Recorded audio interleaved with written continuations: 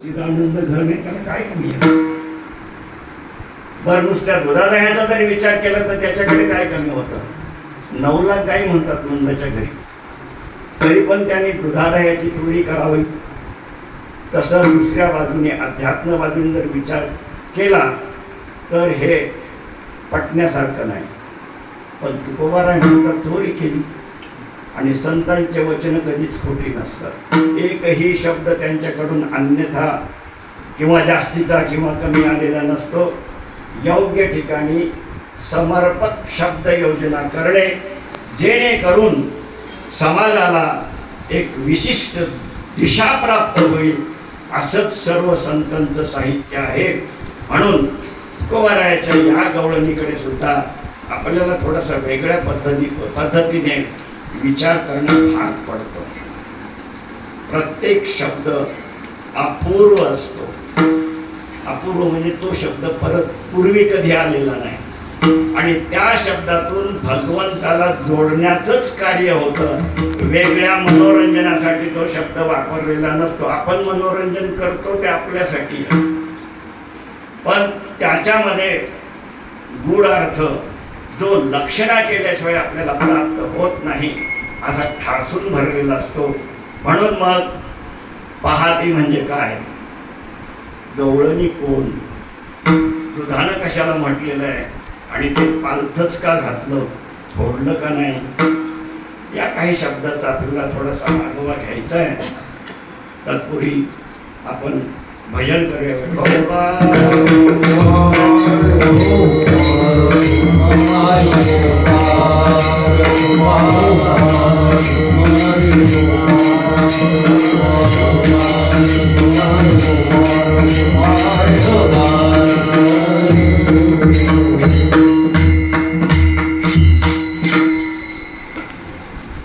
तर गवळणीच्या बाबतीत जर आपण विचार करायला झाला, पाहती गवळणी, ह्या पाहणाऱ्या गवळणी कोण आहेत त्याच्या बाबतीमध्ये भागवतामध्ये एक कथा आलेली आहे आणि रामायणामध्ये एक कथा आलेली आहे. एकनाथी भागवतामध्ये नाथराय म्हणतात, त्या दाना वेद गर्भीच्या श्रुती रूपे नव्हे तया मज प्राप्ती, त्या परतल्या नेती नेती माझी सुख संगती न पवती, त्या वेद गर्भीच्या म्हणजे वेदाचा अर्थ समजावून सांगणाऱ्या श्रुती, त्याला तुम्ही वेदांगे म्हणा किंवा उपनिषद म्हणा, वेदाचा अर्थ सुलभ करून सांगण्यासाठी वापरलेली हे साहित्य आहे. त्याच्यामधून वेदाच्या अंतरंगामध्ये प्रवेश करता येतो, त्या श्रुती आहेत. वेद आहेत त्याला श्रुती म्हणतो, इतर पूर्णाला आपण स्मृती म्हणतो. स्मृती ग्रंथ आणि श्रुती ग्रंथ, बाकी कादंबऱ्या, कथा, नाटकं हे आपलं अलीकडचं साहित्य. तर त्या श्रुती आहेत, त्या एकदा भगवंताकडे गेल्या. त्यांनी बराच प्रयत्न केला त्या अगोदर भगवंताला पूर्णपणे जाणून घ्यायचा. त्यात थोडंसं यशही आलं त्यांना, पण आनंद मिळेना. एखादं कार्य आपण करतो, कधी कधी असं होतं की कार्य पूर्णत्वाला जातं, पण ते कार्य आपल्या मनासारखं झाल्याचं होत नाही, म्हणून मनाला समाधान मिळत नाही, आनंद प्राप्त होत नाही. काम झालं, पण जो समाधान मिळायला पाहिजे होतं त्याच्या कार्य समाप्तीनंतर ते आपल्याला प्राप्त होत नाही. तसं त्याने भगवंताला जाणण्याचा प्रयत्न केला. श्रुतीने, माऊलीने पण सांगितलं की नामरूपाचा वडंबा करीती वाया. नामरूपाच्या प्रयत्नाने त्यांनी खूप त्याचं भगवंताला जाणण्याचा प्रयत्न केला, पण वाया गेलेला आहे तो, असं माऊलीचं म्हणणं आहे. तसंच नाथराय सुद्धा सांगतात की त्या निषेध रूपाने भगवंताला, निषेध रूपाने म्हणजे रामाची कथा सांगतात. उपवनामध्ये उतरले होते सीता स्वयंवराच्या वेळेस विश्वामित्र ऋषीबरोबर गेल्यानंतर, आणि उपवनात उतरल्यानंतर त्यांची काही सवंगडी असतील, राम लक्ष्मण दोघजण होतेच. मग ती सीतामाता आणि तिच्या सख्या आल्यानंतर सीतेला सगळ्या खोलून सख्या विचारतायत, तुझा नवरा? ते काय बोलत नाही. हा आहे का? नाही. तो आहे का? नाही. तो आहे का? नाही. तो बोलत नाही. याला म्हणतात निषेध रूपाने जाणून घेणे. ज्या ठिकाणी बोट गेल्यानंतर ती मौन झाली, पण त्याचं स्वरूप बोट दाखवून सुद्धा त्यांना सांगता आलं नाही की हा रामराव आहे आणि तोच माझा नियोजित पती आहे, असं याला निषेध रूपाने त्यांनी जाणून घेतलं. पण त्या जाणण्यामध्ये त्यांना तो आनंद प्राप्त झाला नाही. शेवटी त्या देवाकडेच गेला, म्हणून देवा आम्हाला तुम्हाला जाणून घ्यायचे, पण असं कोरडं वृक्ष रूपाने नाही, त्याच्यातून आम्हाला आनंदही प्राप्त करून घ्यायचा. त्यांनी सांगितलं मग ही आनंद प्राप्ती आता नाही, द्वापार युगामध्ये जेव्हा मी कृष्ण रूपाने येईन त्यावेळेस तुम्ही तिथे गवळणीच्या रूपाने अवतीर्ण झालात तर मग तुम्हाला माझ्या आनंदाची प्राप्ती सह माझी खरी ओळख, तत्वरूपाने ओळख तुम्हाला करून घेता येईल. म्हणजे या सर्व गोपिका ह्या श्रुती आहेत, साध्या स्त्रिया नाहीत त्या. मग इथे एकदा त्या श्रुती आहे, साध्या स्त्रिया नाहीत, अधिकारी आहेत असं म्हटल्यानंतर पुढचे जे सगळे गोष्टी आहेत ते सोंग आहेत सगळे. नाटकामध्ये एक राजा होतो, एक राणी होते, दोन्ही माणसंच असतात, पण त्यांचा अंतरीचा भाव त्यांना माहिती असतो. मी राजाही नाही, तिलाही माहिती असतं मी राणी नाही, एवढे आपल्याला शेतावरच जायचे कामाला कोणाच्या तरी, पण तिथे त्यांचे संवाद राजा राणी सारखे चालतात. तसं भगवंताबरोबर खेळ करणाऱ्या एवढ्या अधिकारी उच्च कोटीतल्या असल्यामुळे आपण इतर साहित्यामधून वाचतो आणि आपल्या मनामध्ये एक विशिष्ट कल्पना तयार होते, देव अशा प्रकारचा आहे आणि गोपिका ह्या तशा प्रकारच्या आहेत. हे आपलं सगळं व्यर्थ आहे. दुसरी रामायणामध्ये कथा आलेली आहे की ज्या वेळेस विश्वामित्राचा यज्ञ पार झाल्यानंतर ते मिथिलेकडे निघाले आणि मिथिलेकडे निघाले असताना गौतम ऋषींच्या वाटेत आश्रम लागला आणि गौतम ऋषीच्या आश्रमाच्या बाजूला एक मोठी शिळा पडलेली होती. विश्वामित्रांनी सांगितलं की रामा याला पाय लाव, याच्या पाठीमागे इतिहास आहे. आता इतिहास मी सांगत नाही कारण का आपल्या इतिहासाचे पुढे गेले, सगळं कीर्तन संपण्याच्या वेळेचे पुढे गेले. त्यांच्या आज्ञेनुसार रामाने त्या शिळेला पाय लावला आणि त्याच्यातून अहिलेचा उद्धार झाला. सगळ्यांना कथा माहिती आहे. एक स्त्री निर्माण झाली आणि कर्णोपकर्णी ती कथा त्या परिसरात राहणाऱ्या बऱ्याच ऋषीमुनींच्या कानावर गेली आणि त्यांनाही त्या वृक्ष जगण्याचा कंटाळा आला होता. त्यातल्या बऱ्याच लोकांना म्हणजे काय नाही, सगळं आपल्यालाच करावं लागतं, त्याच्यामुळे साधनेला वेळ मिळत नाही. माणूस सोयीची व्याख्या करतो प्रत्येक गोष्टीची. त्यांची साधनं चालू होते म्हणून आपल्याला सगळे घरचे कामं करावं लागतं, त्यामुळे साधनेला वेळ कमी पडतो. म्हणजे एखादी बाई आली तर हे सगळं करेल आपल्याला आहे तर मिळेल आणि आपल्याला जास्त साधना करता येईल, पण असं कधी होत नाही. ज्याच्याकडे सुखसोयी जास्त त्याची साधना सगळ्यात कमी असतं. ज्याचं भोजन सरस उसका भजन निरस म्हणतात आणि ज्याचं भोजन निरस आहे त्याचं भजन सरस असतं असं म्हटलं जातं. तशा प्रकारे त्या सगळ्यांनी मग काय केलं, दगडा घेऊन जाऊ आपण आणि त्या दगडाचा आपण बायावरून बायका करून घेऊ म्हणून सगळ्यांनी मोर्चा काढला. दगड मोर्चा पूर्वीपासून हा मोर्चा त्रेतायुगापासून आहे. आणि रामाकडे गेल्यानंतर त्याचं ते मनोहर रूप पाहिलं आणि ते कशासाठी आले होते ते विसरून गेले. त्यांना म्हणायचं होतं आम्हाला बायका करून द्या, पण त्याचं मनोहारी रूप पाहिलं त्यांनी सांगितलं आम्हाला बायका करून घ्या. आता तुम्ही मर्यादा पुरुषोत्तम या अवतारामध्ये आहे, आता शक्य नाही. तुम्ही द्वापार युगामध्ये ललना म्हणून या, त्या ठिकाणी तुमच्या मनोकामना पूर्ण होतील. अशा दोन्हीही कथेचा जरी आधार घेतला, त्या उच्च कोटीतल्या स्त्रिया होत्या, मुळात त्या स्त्रियाच नव्हत्या. इकडं म्हटलं तर श्रुतीची सजीव रूप आहेत आणि तिकडं पाहिलं तर ऋषीने घेतलेला अवतार आहे. म्हणून त्या गवळणी पाहतायत. पाहण्याची दृष्टी सर्वसामान्याची वेगळी आणि अधिकारी लोकांची दृष्टी वेगळी. आपण काय पाहतो, जे समोर दृष्टीला चर्मचक्षुला दिसतं ते. योगी काय पाहतो, समुद्रापलीकडील देखील स्वर्गीचा आलोचू आई के जे त्याला समुद्राच्या पलीकडचे दिसतं, स्वर्गाचंही दिसतं. आणि मनोरथ ओळखीचे मुंगीचे, मुंगीच्या मनात काय चाललंय हे त्याला कळतं. हा त्यांचा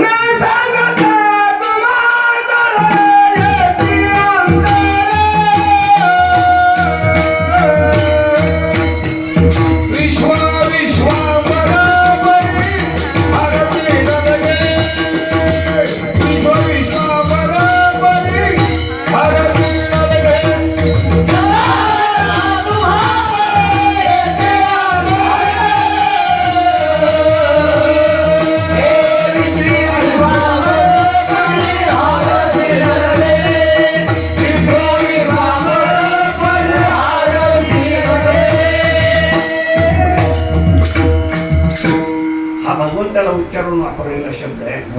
आपण जर त्या संतांचं विवेचन करतोय तर तसं पाहिलं तर देव आणि संत एकच आहे. देव ते संत, देव ते संत प्रतिमा. म्हणून असंही तुमच्या प्रमाणात अर्थ लावता येईल. संत तेच देव आहेत आणि दोघांचे अधिकार सामर्थ्य सारखंच आहे. किंबहुना संतांचे कुठे कुठे अधिकार देवापेक्षाही जास्त मानला गेलेला आहे. कारण का संतांमुळे देवाला देवत्व प्राप्त झालेलं आहे. पुढारी केव्हा सिद्ध होतो तर त्याच्या मागे पुढे तर काय शब्द वापरायचं वापरा, कार्यकर्ते म्हणा आणखी काय म्हणायचं ते म्हणा, त्याच्याने पुढारी सिद्ध होतो. ते एकटाच चाललं काय कोण ओळख सोडून देणार आहे. तसं संतांनी देवाला देवत्व प्राप्त झालेलं आहे तर त्यांना सर्व काही कळतं. ती कालदर्शी असतात म्हणून पाहते. आणि हे पाहत असलेलं आता तुकाराम महाराजांनी कलियुगात पाहिलं का. ते कालदर्शी असं म्हणतात की त्यांची जी अध्यात्म दृष्टी असते त्या दृष्टीमुळे त्यांना ऋतंबरा प्रज्ञा प्राप्त झालेली असते. ऋतंबरा प्रज्ञा ज्या महात्म्याला प्राप्त झालेली आहे तो महात्मा काळाच्या अतीत मागचं पुढचं आणि सध्याचं स्थितीमध्ये जे असलेलं देश काल आणि वस्तू या तिन्ही मर्यादेच्या बाहेर जाऊन त्याची दृष्टी पोहोचत असते. म्हणून आज द्वापार युगात घडलेली घटना कलियुगामध्ये तुकोबराय प्रत्यक्ष पाहू शकतात. ह्या ऋतुंबरे प्रज्ञेचा प्रताप आहे. कारण त्यांची दृष्टी तशी त्यांना प्राप्त झाली, अध्यात्म दृष्टी प्राप्त झालेली असते. म्हणून त्या ठिकाणी जो प्रसंग झालेला आहे तो जशाच्या तसा तुकोबराय पाहतात. प्रसंग काय घडलाय अभंगाचं पहिलं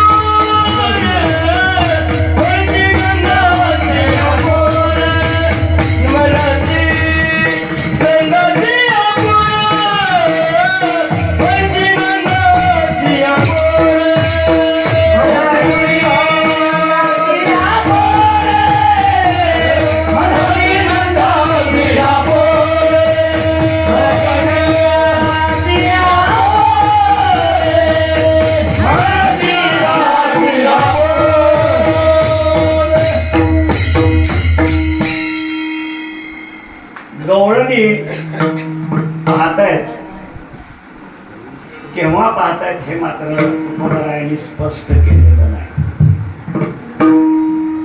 आणि गवळणी हा अनेक वचनी शब्द वापरलेला आहे. मी एका घरची चोरी आहे का सगळ्या घरची आहे का सगळ्यांनी एकत्र काही गोरस ठेवलाय त्याची केले, काहीच उलगडा नाही.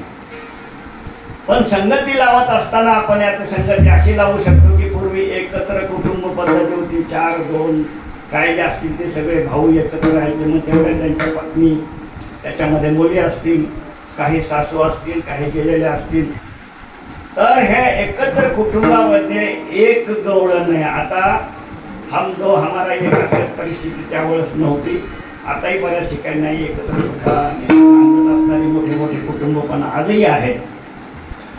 त्या घरामध्ये एकत्र कुटुंबामध्ये नांदणारा एक गवळ्याचं घर, त्या गवळ्याच्या घरामध्ये ज्या गवळणी आहेत, ज्या श्रुती आहेत, त्या श्रुती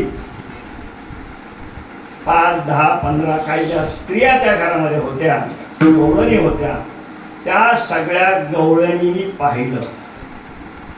त्या गवळींची पण अधिकार परत्वे त्यांना मिळालेल्या तिथे पदव्या आहेत. जशा श्रुती 3 प्रकारच्या आहेत, कर्मपरश्रुती, ज्ञानपरश्रुती आणि भक्तिपरश्रुती किंवा उपासनापरश्रुती, तशा प्रकारे त्या ठिकाणी सुद्धा ज्या कर्मपरश्रुती होत्या त्या घरामध्ये सुना म्हणून नांदत होत्या. ज्या ज्ञानपरश्रुतीने त्या घरामध्ये अवतार धारण केला होता त्या श्रुती लेकीच्या रूपाने तिथे नांदत होत्या त्या मोठ्या घरामध्ये. आणि ज्या उपासना परश्रुती होत्या, भक्ती परश्रुती होत्या, त्या सासवा म्हणून त्या घरामध्ये नांदत होत्या. आपण कल्पना करूया, 6 भावंडाचं घर आहे तर 6 सासू झाल्या. एखादी आजी सासूबाई असेल, जर आजोबाची असेल तर. त्याच्यानंतर काही मुली लग्न न झालेल्या किंवा झालेल्या जर माहेरवासाला आल्या असतील त्याही असतील. या 6 भावंडाच्या 6 पत्नी आहेत, त्या पण आहेत. म्हणजे तिथं कर्म परश्रुती सुनाच्या रूपाने नांदतायत, ज्ञान परश्रुती ह्या लेकीच्या रूपाने नांदतायत आणि भक्ती परश्रुती ह्या सासवाच्या रूपाने अनेक गवळणी आहेत. कोणी सुना कोणी लेकी, कोणी लेकी स्वतंत्र, कोणी लेकी स्वतंत्र, कोणी लेकी स्वतंत्र. कोणी सुना कोणी लेकी, कोणी लेकी स्वतंत्र, कोणी लेकी स्वतंत्र, कोणी लेकी स्वतंत्र. त्या गवळणीमध्ये कोणी सुना आहेत, कोणी लेकी आहेत आणि कोणी एकी स्वतंत्र. म्हणजे त्या पदवीमध्ये तिचं स्वरूप आलेलं आहे. ती सासू आहे, ती नेहमी स्वतंत्र आहे. कारण भक्ती ही कुठल्याही गोष्टीवर अवलंबून नसते. ज्ञान काही प्रमाणात स्वतंत्र आहे, काही प्रमाणात पारतंत्र्यात आहे. लेकीची तशी अवस्था असते. सुना मात्र कायम परतंत्र असतात. ही द्वापारयुगातली गोष्ट आहे का. आजचं वातावरण सगळं वेगळं आहे. आजची जर संगती लावायची झाली तर उलटी लावायला सुना ह्या भक्तीपर कराव्या लागतील. कारण का सुना पूर्ण स्वतंत्र आहे. जातात इथलं नाही सांगत, मुंबईकडे असं आहे सगळं. तर त्या सुना कायम पारतंत्र्य, त्यांना आपल्या मनचं काही करता येत नाही, स्वयंपाक सुद्धा करता येत नाही. विनोदाने सगळेच कीर्तनकार गोष्ट सांगतात की एक शेजारी त्या घरी गेली, ताक मागायला, माणसं जेवायला बसले, ताक दे. सुनीने सांगितलं आज केलं नाही. एवढ्याच सासू कथेवरून आली. तिने कशाला आली होती ताक मागायला. मी आले होते पण तुझ्या सुनेने सांगितलं आज ताकच नाही केलं. त्या काय बापाचा नाव आहे का, चल. तिला वाटलं असेल कुठेतरी ठेवलेले, गेली, त्याला बसवलं. देतेस ना ताक, पाहुणे जेवायला बसले. ते म्हणजे केलंच नाही. तुझ्या सुनेनं सांगितलं होतं ना, तिचा काय अधिकार आहे सांगायचा. म्हणजे सांगायचा अधिकार नाही आपल्याला, काय बोलायचं याचंही स्वातंत्र्य नाही. म्हणून कर्माला पारतंत्र्य. कर्माची धाव आपल्या अंतःकरण शुद्धीपर्यंत. आपल्याला मोक्ष किंबहुना ज्ञानोत्तर भक्ती प्राप्त करायची असेल तर कर्माची धाव तिथपर्यंत जाऊ शकत नाही. कर्माने फक्त अंतःकरण शुद्धी होते. अंतःकरण शुद्धीनंतर त्याच्या पुढची जी आपली साधनेची पायवाट आहे ती ज्ञान मार्गातून जाते आणि त्याच्या पुढे अंतिम फळ भक्ती सांगितलेलं आहे. कारण भक्ती कुठल्या याच्यावर अवलंबून नाही. ज्ञान हे मोक्ष देईल, मोक्ष देण्यामध्ये स्वतंत्र आहे. गीतेमध्ये सांगितलेलं आहे की ज्ञान हे मोक्ष द्यायला स्वतंत्र आहे. पण त्याच्यातच पुढे 6व्या अध्यायात सांगितलंय की हे प्राप्त करण्यासाठी मात्र गुरुच्या अधीन आहे. गुरु कृपा उखा उजळली तेथ ज्ञानाची ओत पली पडली. ओत पडली म्हणजे सकाळचं कोवळं किरण. ज्ञानाचं कोवळं किरण म्हणजे ज्ञानाचा उदय कधी होतो? जर गुरु कृपा झाली तर.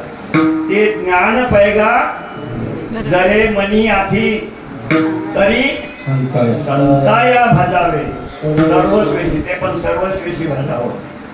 आपले तनु म्हणू जीवे चरणाशी लागावे, अगरवता करावे. त्याच्या अगोदर एक गोय आहे, तो ज्ञानाचा कुरखा. सेवा हा दारवंत. हा, ते तर सेवा हा दारवंठा. हा, तर ज्ञान हे प्राप्तीसाठी पारतंत्र्यामध्ये आहे. ज्ञान हे मोक्ष प्रदान करण्यामध्ये स्वतंत्र आहे. तशीच लेकीची अवस्था असते, माहेरात असेल म्हणजे लग्न करण्याच्या अगोदरची अवस्था असेल तर ती बालिका अवस्थामध्ये पूर्ण स्वतंत्र आहे. पण जशी जशी ती उपवर होईल तेव्हा त्यानंतर मात्र आपल्या आईवडिलाचे गोड शब्दात का होईना त्याच्यावरती काही बंधनं येतात. इकडे जाऊ नको, या वेळेला त्या भागात त्या तुझ्या सखीकडे जाऊ नको. प्रेमाने सांगितलेले पण बंधनच असतात ते. म्हणून आणि उपवर झालेली, लग्न झालेली जरी माहेरी आली तर सासरवाडीचा निरोप येईपर्यंत ती स्वतंत्र असते. पण निरोप आला की त्याचं पारतंत्र्य सुरू होतं. आईच्या आज्ञा घेण्यासाठी सुद्धा सांगावं लागतं. म्हणजे परवानगी नाही घेतली तरी सांगावं लागतं, मी याच्याकडे चाललेली आहे. काही स्वातंत्र्य, काही पारतंत्र्य. म्हणून ह्या ज्ञानप्रसूती आहेत. ह्या लेकी म्हणून या ठिकाणी या घरात नांदत. आपण एकाच घराचा विचार करूयात. गोकुळामध्ये जे काय अनेक घर आहेत ते, आणि भक्तिपर ह्या ज्या आहेत त्या भक्तिपर सुद्धा ज्या आहेत त्या मात्र सासू या रूपाने. कारण भक्ती ही पूर्ण स्वातंत्र्य आहे. भक्ती फल देण्यासाठी स्वतंत्र आहे. पुढे भक्तीने धरिले पुढे भक्तीने धरिले